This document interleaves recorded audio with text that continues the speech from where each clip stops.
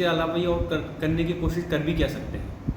अरे तुम्हें करना है, अगर कुछ करना चाहते हो तो एक अलग से यूनिवर्सिटी दो और कौम को, आवाम को, देश को अलग से यूनिवर्सिटी दो मेहनत कर करके। तुम ये जो यूनिवर्सिटी बनाई हुई है ये किसी के रहम करम पे यूनिवर्सिटी नहीं बनी।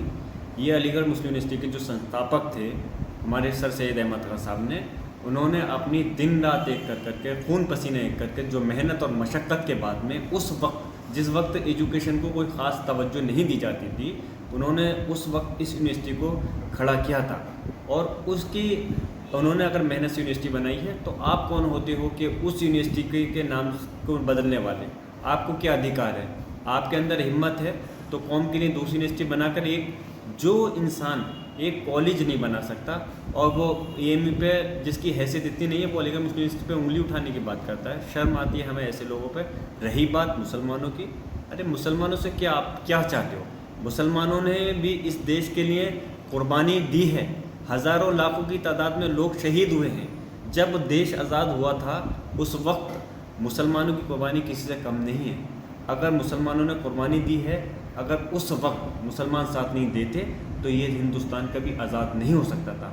आज जितनी मोहब्बत तुम देश से करते हो उससे ज़्यादा मोहब्बत हमें अपने देश से है। उसी तरह से जितना अधिकार तुम्हारा देश पर है उतना ही अधिकार हमारा भी इस हिंदुस्तान के ऊपर, इस हमारे देश के ऊपर है।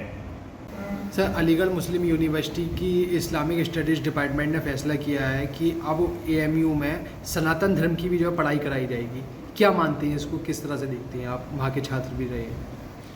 देखिए, अलीगढ़ मुस्लिम यूनिवर्सिटी का खैर मैं छात्र नहीं रहा, मैं वहाँ छात्र संघ के अंदर कैबिनेट और एक्टिंग वाइस प्रेसिडेंट और एक्टिव सेक्रेटरी भी रहा हूँ मैं वहाँ पर।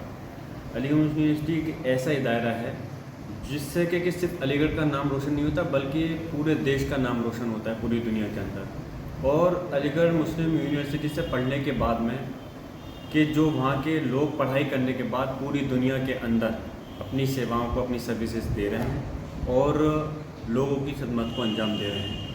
अगर वहाँ पर अलीगढ़ के साथ मुस्लिम यूनिवर्सिटी का नाम जुड़ा हुआ है, मुस्लिम यूनिवर्सिटी है वहाँ पर, तो वहाँ पे इस्लामिक स्टडीज़ की पढ़ाई होना कोई गलत तो है नहीं।